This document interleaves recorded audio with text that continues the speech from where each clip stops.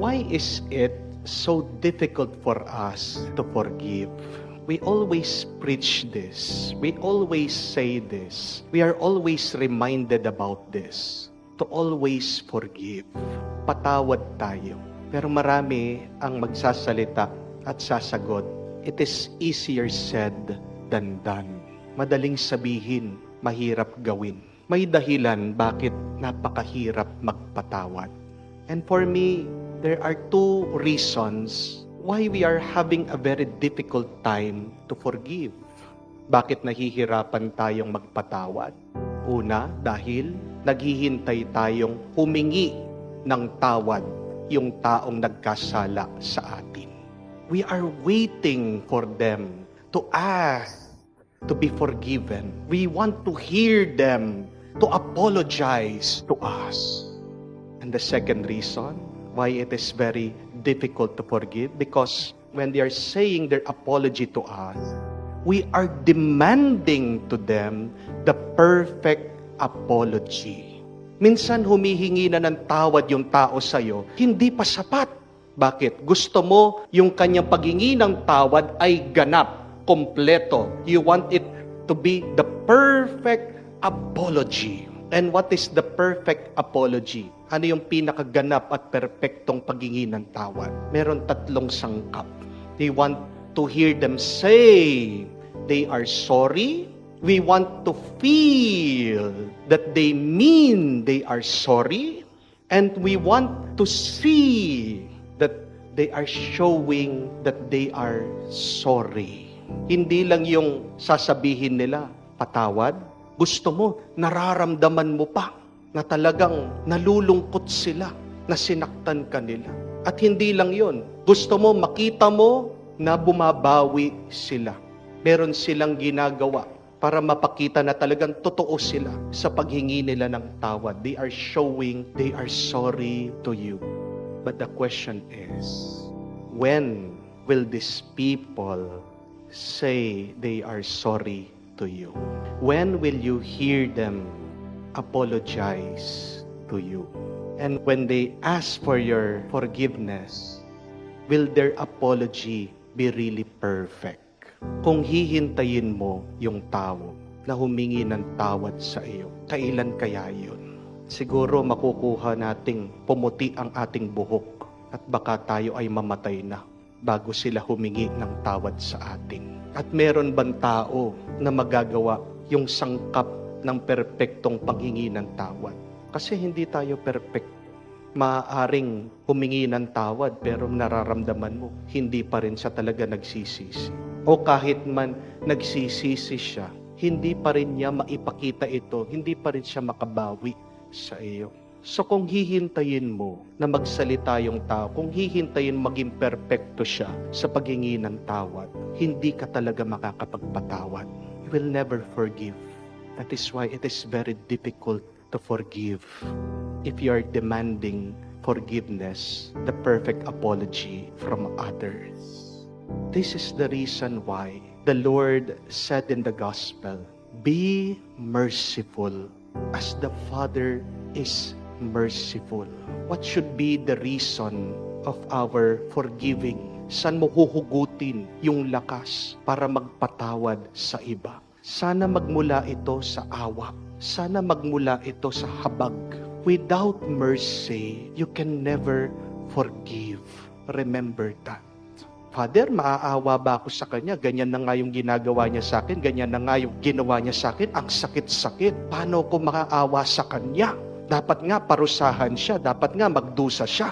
Remember this. Always remember this. When somebody causes you pain and suffering, that person is really suffering from the inside. Hindi naman makakasakit ang isang tao na hindi siya nasasaktan. Ang taong nakakasakit sa iba, puno yung puso niyan, puno yung damdamin niyan ng sugat, ng sakit, ng kasalanan.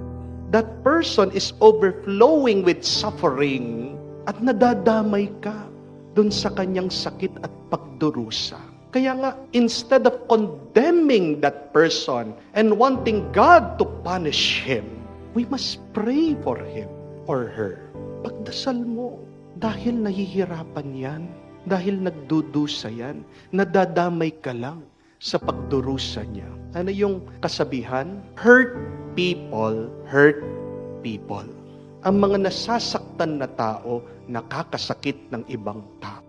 Kasi isipin niyo po, kung ang isang tao nabuhay sa isang atmosphere ng kabutihan, pagmamahal, patience, understanding, kindness, compassion, all of these beautiful things naranasan ng tao. Sa tingin niyo po ba yung taong yun magiging isang buwisit na tao? Magiging isang taong marahas? Magiging isang taong napakasakit magsalita? Magiging isang taong abusado? Magiging makasariling tao? Bakit ganyan yung mga taong masasama? Kasi nabuhay sila sa isang masamang kalagayan. Dahil nakakaranas sila ng masama. Remember, we cannot give what we do not have. Hindi natin maibibigay yung wala sa atin. Bakit masama ang kanyang pinapakita? Dahil masama ang kanyang naranasan. Masama ang naibigay sa kanya. Bakit meron tao napakabait, mapagmahal, nag-iintindi sa iba? Because that is what they receive in their life. They have received love and compassion from others. But let us not forget that when we experience bad, negative things, we can always free ourselves from that environment. Pwede kang lumaya doon. Pwede kang umalis doon. Pwede kang pumunta sa Diyos. Pwede kang manatili sa Diyos. Pwede kang kumapit sa Diyos para mag-iba yung iyong karanasan. Kung ang lahat ng iyong nararanasan tinatanggap masama, nakakasakit, sa Diyos, mabuti ang iyong matatanggap at mararanasan. Do not remain a victim of bad and negative experiences in your life. Free yourself, and God is giving His grace to you. Pwede kang lumaya, naghihintay lang ang Diyos. Nalapitan mo siya. Hihintayin pa ba natin humingi ng tawad yung mga nakasakit sa atin? Huwag na, kasi baka makuha pa natin pumanaw bago sila humingi ng tawad. Hihintayin pa ba natin na paramdam nila yung perfect apology? Huwag na, patawarin natin sila galing sa awa ng Diyos. Let us pray for them. Let us pray to be given the grace of God, His mercy, so that we can always forgive, even if without an apology.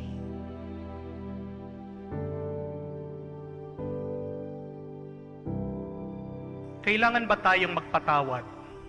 Do we need to forgive others? Bakit ba tayo magpapatawad?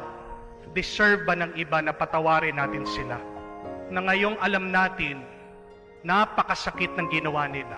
Kailangan bang patawarin ang mga may malalang pagkakasala?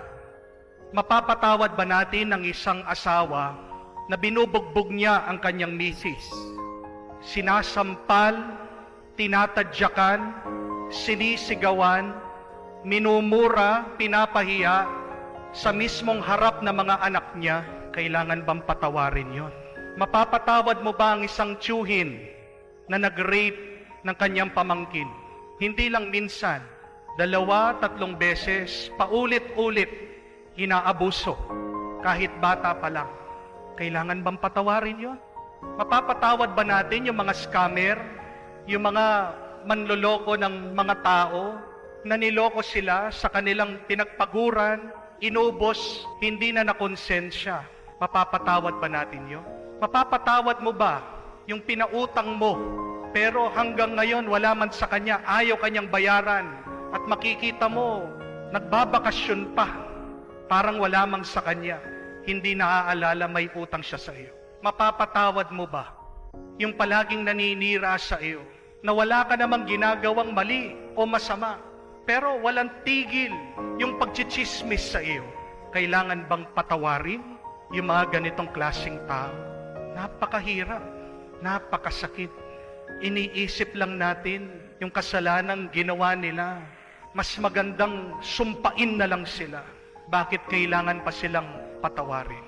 My dear friends, I know, we know, it's very, very difficult to forgive others. Most especially if they hurt us. Most especially if we know they hurt innocent people. They hurt good people. Ang hirap magpatawad. Pero bakit ba kailangan nating magpatawad? Kasi ang kapatawaran, susi ng ating kalinisan. Pag nagpapatawad tayo, unti-unting nalilinis, bumubuti, lumiliwanag ang ating puso at kaluluwa. The key to our salvation is forgiveness. Hindi tayo makakapasok sa langit, hindi tayo maliligtas ng Diyos kung hindi tayo matututong magpatawad. Yan ang pinakita sa atin ng Diyos nung siya ay nakapako sa krus. Bago man siya mamatay, pinatawad niya mga tao. Humingi siya ng tawad sa kanyang ama para sa mga nakasakit sa kanya. Sinabi niya, Father, forgive them, for they do not know what they are doing. Bago man siya umakyat sa langit, nagpatawad siya. Walang makakapasok sa langit na hindi nagpapatawad. Mahirap magpatawad kung iniisip mo yung nakasakit sa iyo. Pero ito ang tandaan natin. Pag ikaw ay nagpapatawad, ginagawa mo yan hindi para doon sa nakasakit sa iyo. Ginagawa mo yan hindi para doon sa nagkasala sa iyo. Ikaw ay nagpapatawad para sa iyo din. Tingnan niyo po yung salita ng kapatawaran sa salitang Ingles. Forgive. It means you are giving something good to yourself. When you forgive, you are gifting something good to yourself. Ginagawa mo yan para sa iyo, hindi para sa kanya. Para maging mabuti ka. Para maging payapa ka na. Paano tayo magpapatawad? Kailangan sabayan natin ang dasal. Mahirap magpatawad na hindi nagdarasal. Kaya nga po sa ating ebanghelyo, itong turo ng ating Panginoon ng pagpapatawad, kakambal, kasama nitong kanyang turo ng paano ba tayo magdarasal. Jesus first taught the Lord's Prayer. And then after that, He continued His teaching on how to forgive, on why we should forgive. Because forgiveness is a spiritual activity. Forgiveness is a spiritual path. Pag ikaw ay nagpapatawad, nililinis mo ang iyong kaluluwa. Pag hindi ka pa rin nagpatawad, ikaw ay magtatanim ng dumi sa iyong puso, sukal ng loob, galit, parang ikaw ay naglalagay ng dumi basura sa iyong isip at puso. At habang tumatagal ang galit dyan, nagiging lason at naapektuhan ang lahat ng iyong katawan at buhay. Hindi ka makangiti, hindi ka matahimik, nahihirapan kang maging masaya, walang kapayapaan. The quicker that you forgive, the quicker you can be happy, the quicker you can be at peace. Madali pong magpatawad kung maghahanap tayo ng modelo ng pagpapatawad. Madaling magpatawad kung mayroon tayong susundan sa pagpapatawad. Madaling magpatawad kung meron tayong guro kung paano magpatawad.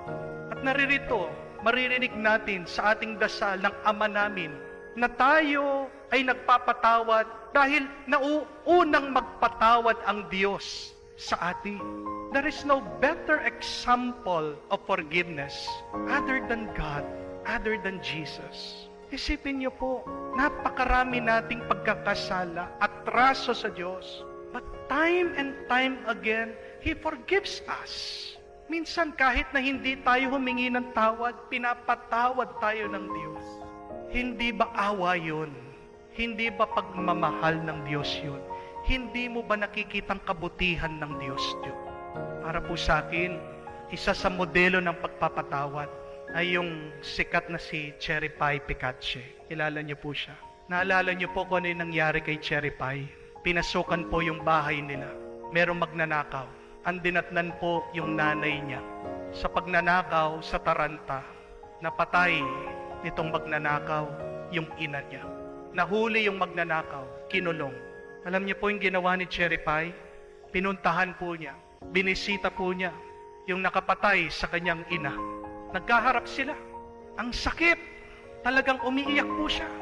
Sinabi niya kung gaano kasakit. Sinabi niya na, kinuha mo yung ina ko. Kinuha mo siya. Pero papatawarin kita. Kasi gusto niya maging masaya. Gusto niya maging payapa. My dear friends, forgive. It is for you. You deserve peace. Do not delay in forgiving. Huwag mo nang patagalin pa. Sino ba yung mga tao na napakatagal mo nang dinadala sa iyong isip, sa iyong damdamin, na naging laso na sa iyo? Pagdasal mo sila at patawarin mo na sila. Yes, I know sometimes we want to correct our past. We want to erase our past. Gusto natin mawala na yung pasakit na nakalipas. Forgiveness will not do that. Hindi mabubura ng pagpapatawad ang iyong nakalipas. Pero ito ang maitutulong niya. Pwede niyang baguhin ang iyong kinabukasan.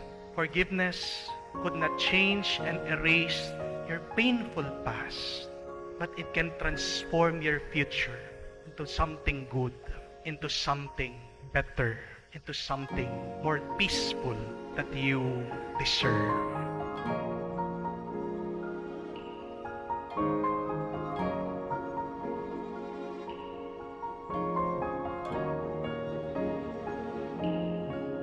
Paano patawarin ang taong nakasakit sa iyo? Paano patawarin ang taong nakasakit sa atin? Oo nga naman, napakahirap po na magpatawad ng taong nakasakit sa atin. Mapapatawad mo ba ang isang tao na tinuring mong kaibigan, best friend? Kinuha niya ang loob mo, pinagkatiwalaan mo, hanggang dun sa umuutang, pinautang mo, pinagkatiwala mo ang iyong pera at kayamanan, hanggang nalaman mo na in-scam ka pala. Tumakas, hinahanap mo, hindi na nagpakita. Napakarami niyang nakuhang pera at ari-arian sa iyo. Pinaghirapan mo ang lahat ng iyon.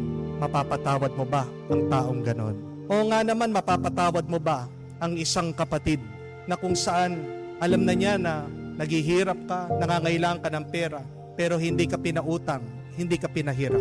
Napakasakit, hindi yata karapat-dapat na patawarin ang taong ganon. O mapapatawad mo ba ang kamag-anak mo na kinukuha yung inyong lupa, yung iyong bahay, pinag-iinteresan ang iyong ari-arian?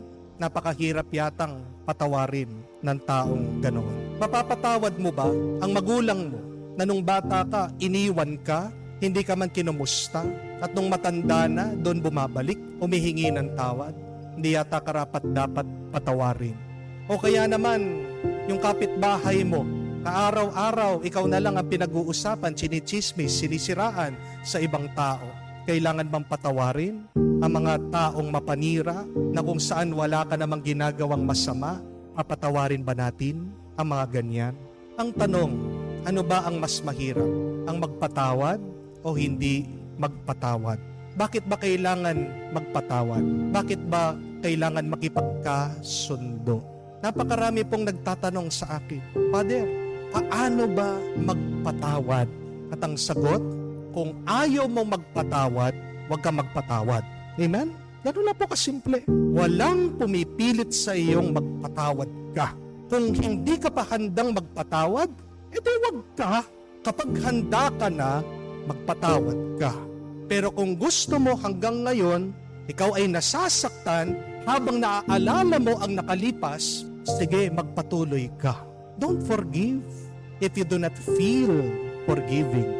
Continue punishing yourself. Pagpatuloy mo, parusahan ang iyong sarili. Buhay mo yan di po ba? Pero ang tanong, matitiis mo ba? Tandaan po natin, Pag tayo ay nagpapatawad, hindi ito para sa taong nagkasala sa atin. Pag tayo ay nagpapatawad, para din sa atin yung ating ginagawa. Bakit tayo ay inuutusan ng Diyos makipagkasundo, magpatawad sa mga taong nakasakit sa atin? Kasi mahal tayo ng Diyos. Ayaw ng Diyos na nakikita tayong malungkot at miserable. At alam ng Diyos na tayo ay magiging masaya at payapa lang pag wala na ang galit sa ating puso. Ikaw ay magiging masaya at payapa lang pag wala ka ng sama ng loob. Amen? Tandaan niyo po ito. Anger is the punishment you give yourself for the mistakes of others. Ang galit ay isang lason. Pag meron kang galit, nauubos yung oras at panahon mo na pwede ka dapat maging masaya, na pwede ka dapat maging malaya. Meron mga ibang tao iniisip nila na pag sila ay nakapagpatawad, para bang binabaliwala yung nakaraan. No? Pero tandaan niyo po ito. Pag nananatili kang galit, wala nang mangyayari o wala nang magbabago sa nakalipas. Your anger cannot change the past. And no amount of angry thoughts can change your circumstance, can change your experience. Kahit na pag-isipan mo ng masama, yung nakasakit sa iyo, walang mangyayaring sa kanyang masama dahil sa iyong pag-iisip. Amen? Kahit na pag-isipan mo, panalangin mo, na sana ang taong yan makarma, mabunggo siya, mamatay na siya, hindi po kayo papakinggan ng Diyos. Dahil nasa Biblia po yan, that we should not pray for the death of our enemies. Huwag mo daw ipagdarasal ang kamatayan ng kahit na sino, kahit na siya'y masamang tao. At tingnan niyo po kung anong ginagawa niyo. Pag pinag-iisipan mo ng masama, yung taong nakasakit sa iyo, sino ang napapasama? Yung taong nakasakit sa iyo? Yung taong masama? O ikaw na nag-iisip ng masama? Tandaan po natin, our thoughts becomes our words becomes our actions. Kung ano ang iyong nararamdaman, nag-uumpisa sa iyong kaisipan. Pag nag-iisip ka ng masama palagi, wala kang mabuting mararanasan sa iyong buhay. Ang sabi pa nga daw po nila, pag galit ka, pag may sama kang loob sa isang tao, parang pinapatira mo ang taong yon sa iyong isip na libre. When you are angry, you're allowing that person, your enemy, to live in your mind for free. Napakabait mo naman. Pinapatira mo na libre yung kaaway mo sa isip mo. Kung nga ikaw, diyan sa tirahan nyo, kailangan ka pang magbayad ng renta buwan-buwan. Di po ba? Siya, bakit pinapasok mo siya diyan sa iyong isip? Wala ka man pakinabang sa kanya. Nagkakasakit ka. At tumatanda ka pa. Amen? Sabi po nila, when you are angry, you age 2 years faster. Maganda po, tingnan nyo yung mukha nyo sa salamin, ha? Kung puno na po kayo ng kulubot, kung pumapangit na kayo, tanongin nyo sa inyong sarili, sino pa yung hindi ko mapatawad? Kung gusto mong gumanda ang iyong muka, ang iyong kalooban, yan yung number 1 na kailangan nating gawin. Alisin ang sama ng loob at magpatawad. Dahil kung hindi ka magpapatawad, ano ang sabi ng Diyos? Kahit na ikaw ay sumamba sa Kanya, kahit na ikaw ay magdasal, kahit na ikaw ay mag-alay sa Diyos, hindi niya ito tatanggapin. Bakit hindi pakikinggan ng Diyos ang iyong panalangin kung meron kasama ng loob? Bakit hindi tatanggapin ng Diyos ang iyong alay? Dahil ang binibigay mo sa Diyos, marumi. At ano lang ang tinatanggap ng Diyos? Malinis. Paano magiging malinis ang ating panalangin, ang ating pagsamba, ang ating pag-aalay sa Diyos? Pag wala ng sama ng loob, pag wala ng galit, pag wala ng inis sa ating puso. Ano ang sabi sa Biblia? A clean and a contrite heart, O God, you will not spurn. Isang malinis na puso ang hinahangad ng Diyos. At ang malinis na puso ay nag-uumpisa at makikita pag nabitawan mo na yung mga kinakagalit mo, pag binitawan mo na yung mga kinaiinis mo, Pag binitaw mo na dininis mo na ang iyong sarili sa iyong sama ng loob. Your anger cannot change the past. But remember, with forgiveness, you can change your future. Pag nagpatawad ka, mas gumaganda ang iyong kasalukuyan na karanasan at gumaganda din ang karanasan mo sa kinabukasan.